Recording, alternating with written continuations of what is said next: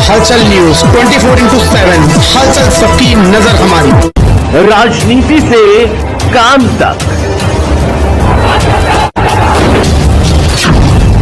अपराध से अंजाम तक, खेत से खलिहान तक, खिलाड़ी से मैदान तक, सितारों से आसमान तक, अब हर खबर पर होगी हमारी नजर। राजधानी लखनऊ के चारबाग स्थित रविंद्रालय में सरदार सेना की ओर से निकाली गई जनहित संकल्प यात्रा का आज भव्य समापन हुआ। इस अवसर पर प्रदेश भर से सैकड़ों कार्यकर्ता पहुंचे और संगठन की एकता और जनसेवा के प्रति अपनी प्रतिबद्धता जताई। कार्यक्रम की अध्यक्षता डॉक्टर RS पटेल ने की। उन्होंने अपने संबोधन में कहा कि आज ज़रूरत है जनता की आवाज़ को बुलंद करने की, क्योंकि सरकार आम लोगों की समस्याओं से आंखें मूंद चुकी हैं। डॉक्टर पटेल ने सरकार द्वारा पीड़ितों की आवाज़ दबाने के प्रयासों पर कड़ी नाराज़गी जताई और कहा कि सरदार सेना जनहित के मुद्दों को लेकर संघर्ष जारी रखेगी। आपको बता दें कि यह यात्रा लौह पुरुष सरदार वल्लभ भाई पटेल की याद में निकाली गई थी, जिसका उद्देश्य समाज में एकता, न्याय और सेवा भावना को बढ़ावा देना है। समापन कार्यक्रम में कार्यकर्ताओं का उत्साह देखने लायक रहा, जो सरदार पटेल के आदर्शों पर चलते हुए जनहित की राह पर डटे रहने का संदेश दे रहा था। कार्यक्रम में धन्यवाद आपको। सबसे पहले सरदार पटेल स्वाभिमान रथ जनहित संकल्प यात्रा 22 अक्टूबर को कानपुर देहात के गौरीकरण महामना डॉक्टर रामस्वरूप वर्मा जी के जन्मस्थली से निकाला गया। सरदार पटेल स्वाभिमान रथ से आज 21वां दिन 22 जनपदों से 2200 किलोमीटर की यात्रा करके रविंद्रालय लखनऊ में हम लोग समापन कार्यक्रम कर रहे हैं। जब हम इस यात्रा के दौरान गांव-गांव निकले, इन 22 दिनों में हमने पाया कि हमारे किसानों की हालत बहुत खराब है। किसानों की हालत इतनी खराब है कि आत्महत्या को मजबूर हैं। अभी जो आपदा हुआ, असमय बरसात हुई, 60 से 70% किसानों की फसल बर्बाद हो चुकी, ध्वस्त है। और हमारे जो साहब हैं उत्तर प्रदेश के वजीर आलम, ये बिहार में बटोगे तो कटोगे, बटोगे तो कटोगे, कटोगे तो मरोगे, क्या क्या भाषण दे रहे हैं। और इनको अपने लोगों का सुध नहीं है। किसान बेहाल है और उन्होंने कहा कि हमें उत्तर प्रदेश के साहब से कोई उम्मीद नहीं बची है। न उनका लेखपाल गया, न उनका कोई कानून को गया, न तहसीलदार गया, न SDM गया, न DM गया। किसानों की हालात सुध लेने कोई नहीं गया। जब हमने महिलाओं से पूछा तो इस यात्रा के दौरान महिलाओं ने कहा, साहब हमारी इज्जत आबरू आपके भाई, आप भाइयों के रहते सुरक्षित नहीं है। आपको हमारे राखी की कलाई की कसम, उत्तर प्रदेश सबसे ज्यादा घिनौना हालात में आ गया है। पूरे दुनिया और पूरे देश में सबसे ज्यादा अब महिला अपराध का केंद्र बिंदु बन गया है उत्तर प्रदेश। ये मैं नहीं कह रहा हूँ, एक रिपोर्ट कह रही है। युवाओं ने के साथ धोखा हुआ पूरे देश में। 2014 में हमारे साहब, बड़के वाले साहब ने, उन्होंने कहा था कि हर साल हमारी सरकार बना दो, हर साल 2 करोड़ युवाओं को नौकरी देंगे। 11 साल बीत गए साहब, हर साल 2 करोड़ नौकरी देते तो 22 करोड़ नौकरी मिल जानी चाहिए थी। और 22 करोड़ नौकरी रोजगार अगर मिला होता तो हर घर में युवाओं को सरकारी नौकरी अब तक मिल गई होती साहब। लेकिन युवा मरने को मजबूर है, आत्महत्या को मजबूर है, नशाखोरी में लिप्त हो जा रहा है। क्यों? क्योंकि वह उसकी उम्र क्रॉस हो गई साहब। जब हम इस यात्रा के दौरान निकले तो हजारों हजार बाइक से युवा साथ जुड़े। उन्होंने कहा, साहब सरदार साहब के रास्ते ही हम लोगों की जिंदगी सुरक्षित हो सकती है।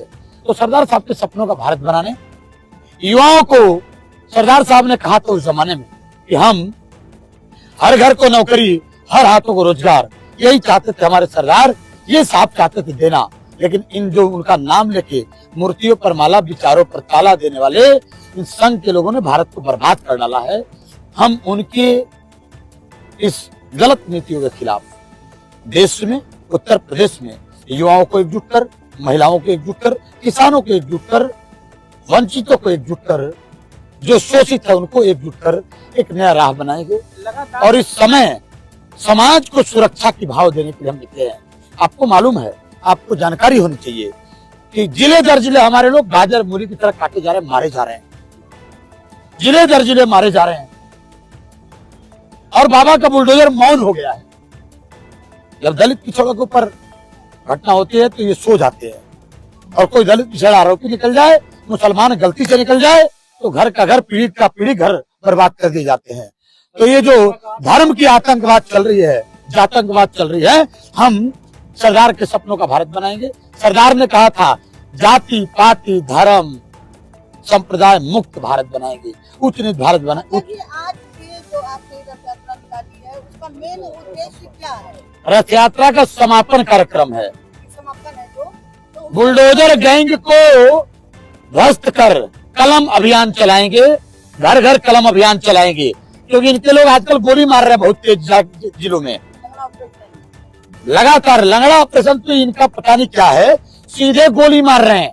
हमारे लोगों की हत्या जिले दर जिले, मैंने कहा कि काटे जा रहे हैं, मारे जा रहे हैं।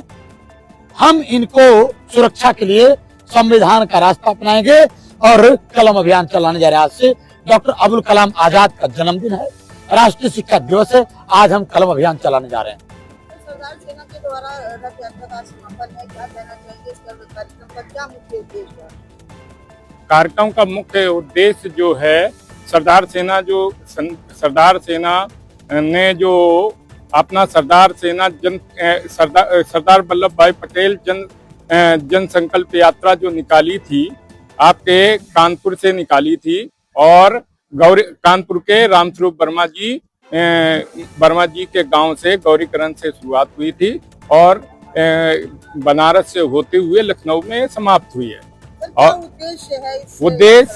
उद्देश्य जो इस समय पर जिस तरीके से ओबीसी SC ST पर जो अत्याचार हो रहे हैं, उनके लिए जन जागरण अभियान ये जो चलाया गया था, सरदार वल्लभ भाई पटेल जन संकल्प यात्रा के द्वारा ये जन जागरण अभियान चलाया गया था। उसकी जो बहुत सारी उपलब्धियां यहाँ पर इतने हजारों लोगों ने, लाखों लोगों ने जो उनका समर्थन करते हुए हम लोग यहाँ पर आए हुए हैं लखनऊ। कहना चाहेंगे मीडिया के माध्यम से यही कहना चाहेंगे, जो सरकार इस समय पर चल रही है वो निश्चित तौर पर बुलडोजर की सरकार हो गई है। न्यायपालिका उनके यहाँ कहीं पर टिकता नहीं है। वो संविधान को खत्म करना चाहते हैं। इस संविधान को जीवित करने के लिए उनका जो सरदार वल्लभ भाई पटेल जी ने जो देश को 562 रियासतों को एकीकरण करके जो देश को सुंदर बनाया था, इस समय पर जो हमारे डॉक्टर भीमराव अंबेडकर जी ने जो संविधान की रचना की थी, उस संविधान के अनुसार ये देश नहीं चल रहा है। उसको हम लोग सही तरीके से लोगों को जागरूक करके अपने देश को बचाने का कार्य कर रहा है। ये सरदार सेना का अपना काम है। मेरा नाम अरविंद सचान है और मैं कानपुर महानगर का जिला। सबकी नजर हमारी।